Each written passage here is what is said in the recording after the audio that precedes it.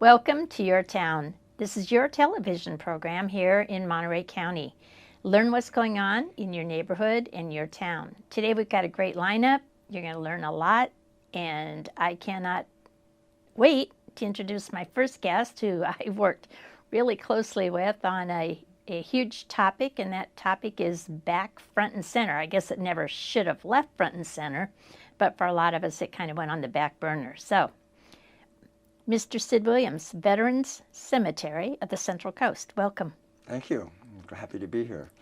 So you and I worked on this, I don't know, 4 or 5 years ago and put a lot of heart and soul into it. We did that. I have to say that I kind of faded off into the background, and I so admire what you and Jack and others have done because you've stayed front and center. But now I know there's a serious call to the community for some support. So what it is, the need is what, $3 million? We need about $3 million in order to construct the second phase of the cemetery, which will allow veterans and their spouses to be buried in the ground, which they cannot be now, only in columbaria as cremated remains today. That $3 million will cover the 10% local match required by the U.S. Department of Veterans Affairs in order to qualify for their grant to do the majority of the construction.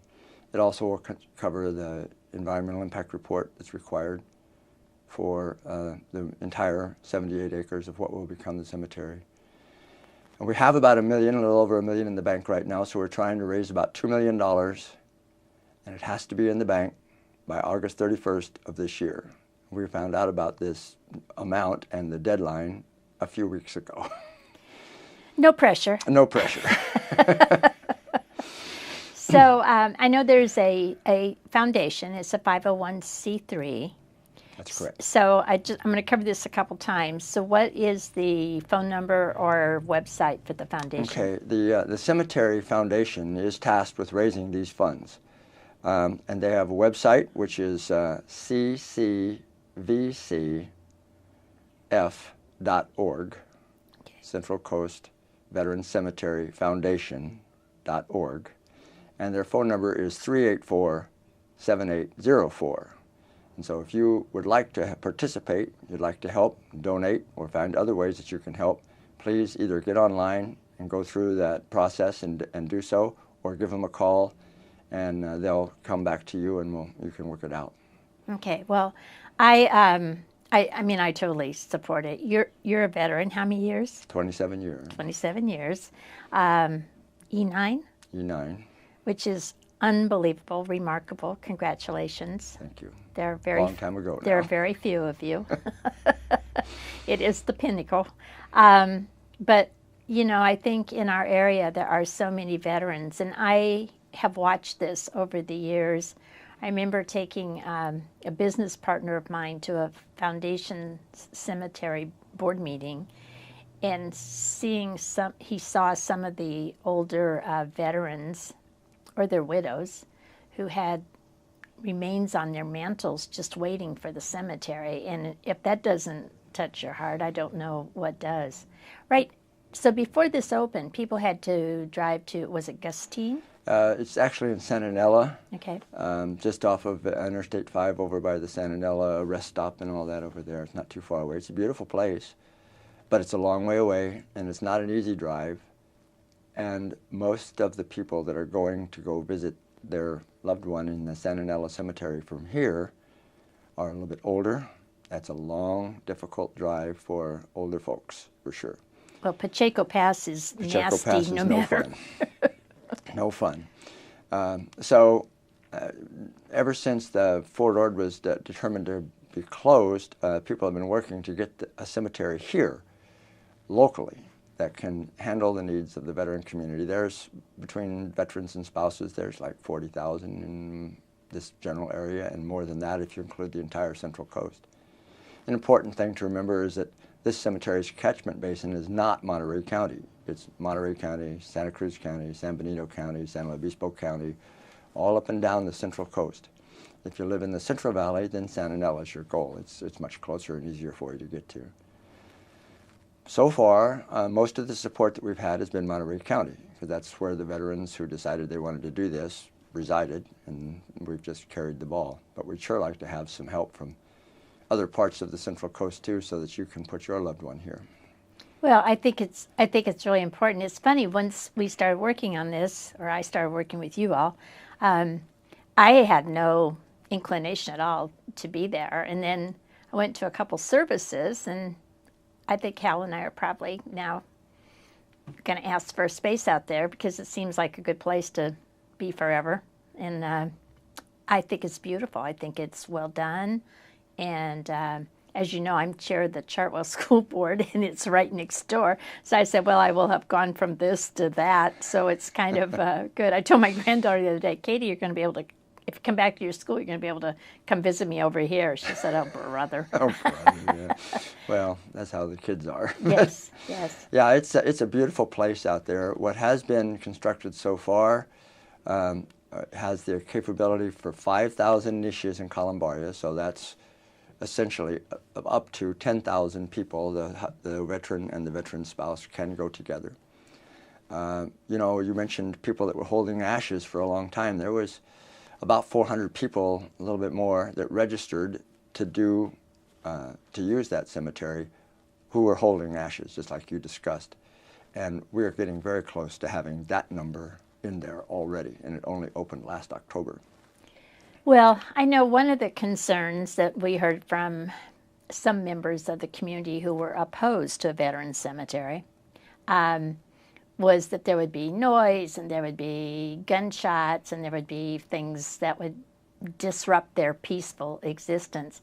And I have to say that Chartwell is the closest entity to anything, and there are services going on there every day, multiple times during the day.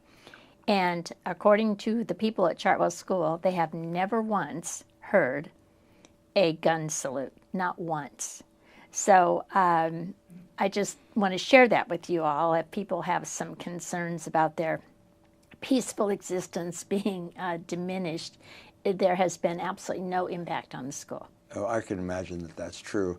First of all, they don't happen with every ceremony, but when they are used, the rifle salutes are just blanks. They're not live rounds. And the noise from them doesn't travel very far at all. And the whole cemetery out there is so serene, so beautiful.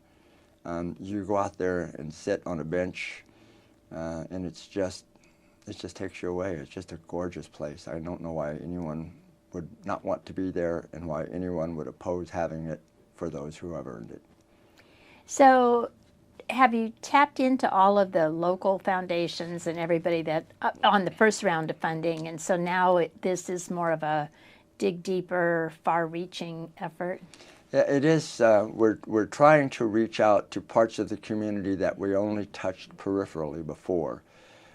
When they did the original construction of the first phase, that which is out there now, they did a capital campaign. Our congressman now, Jimmy Panetta, and at that time the mayor of Carmel, Jason Burnett, they're very well connected, obviously, and they went out and they accomplished the goal of raising the funds we needed for the match for that first phase. But Jason Burnett's now gone, and Jimmy Panetta is now our congressman, and therefore can't raise funds except for his own campaign.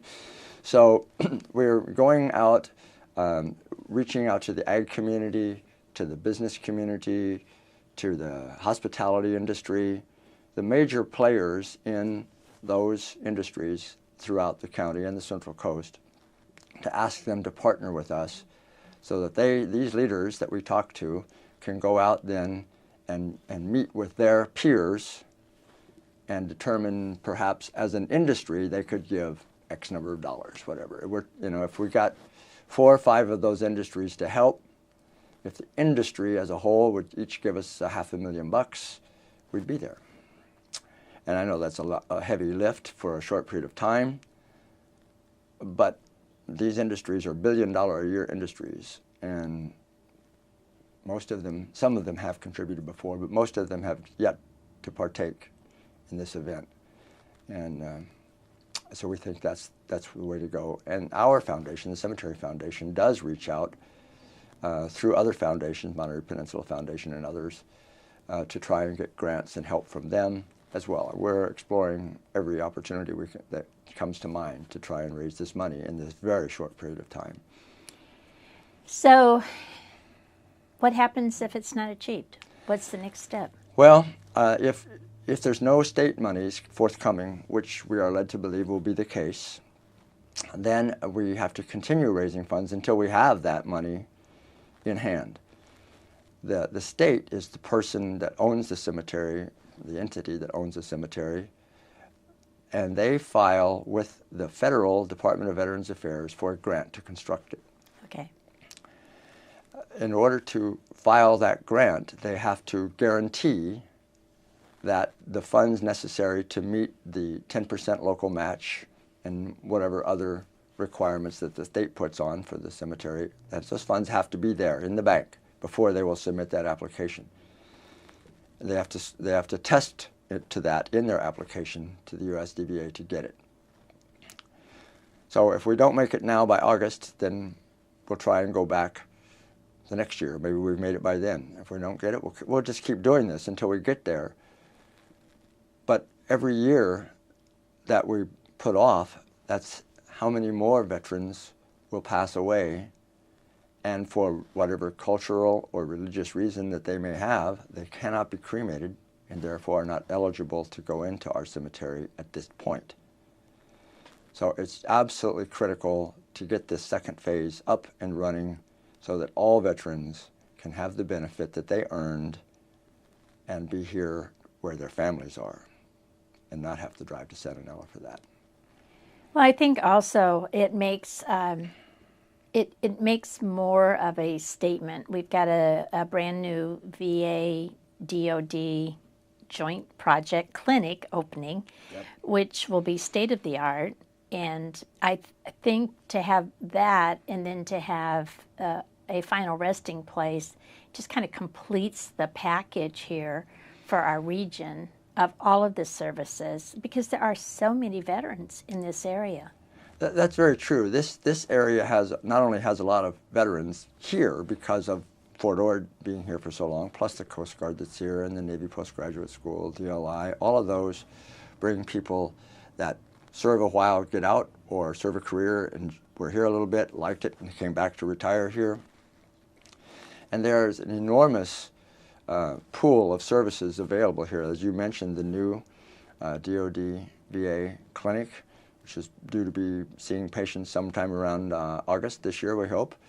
The cemetery, which needs to continue to grow. The Veterans Transition Center here is one of only 2 institutions in the United States that accept homeless veterans and their families so that they can stay together while they get back on the right path and can become useful players in the community. And they have like a 90% success rate out there. It's marvelous. So now, you can come here almost cradle to grave and deal with whatever happens to you along the way if we can just get this in-ground portion of the cemetery open and available to folks. And Sid, I don't think people realize that every one of our educational institutions is a designated military serving educational institution. And so if people have been in the military and left the military, they can go to school here and they can come from anywhere to do that, but it really serves our residents well, or people who have spouses that they've met here and now they want to stay in this area if they've come here during service time. But I think to have that full array of services really says thank you to the veterans in a way. It's one thing to pay lip service and say thank you for your service when somebody checks you out at the grocery store because they've been taught to do that. But I think it's completely a different thing to show how much you appreciate the service people have given to make these benefits available to them. And as you say, I looked at some of those aging people who were driving or facing the drive over Pacheco Pass to Santa Nella, and if nothing but protection for myself. I don't want them on the highways. I mean, they shouldn't be on the roads. Especially on that road, for sure. Yeah, it's a horrible drive. It's beautiful, but it's not anything that anybody wants to do. And I believe to have the opportunity to be able to visit your loved one into the future is an important thing for a lot of people. And I really believe that with cultural and religious differences, that we owe it to the veterans who served, who have that type of a background, that we give them also the same accord that we're giving the rest of us. Oh, I think that's absolutely true. You know, the whole point of having a cemetery here at all was because it was so far to get to Santa Nella, and there were so many veterans here.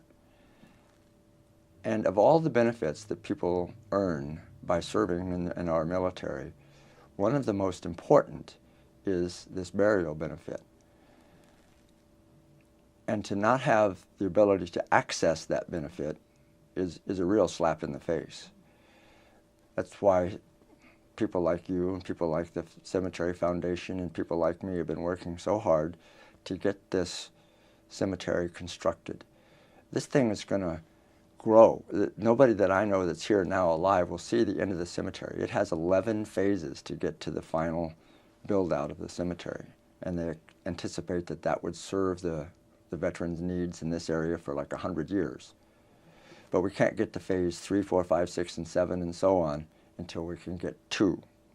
And 2 is what lets us put folks who cannot be cremated in the ground. It's absolutely critical. Okay, so they need to go to www.ccvcf, so it's Central Coast Veterans Cemetery Foundation. Right. ccvcf.org. Yes. And they can look on the webpage, they can find a way to make a donation, or they can call. It's local number 831-384-7804. And if nobody is in the office, just leave a message. They check all day long from outside of the office, and they will call you back. Okay. So there you have it. That's the Central Coast Veterans Cemetery Foundation, Mr. Sid Williams. And if you can't figure out any other way to get in touch with them, get in touch with me because I'll hook you up. I think this is really important to our community and as a thank you to the people who've served us. So don't go away. We'll be back. This is Your Town. Thank you.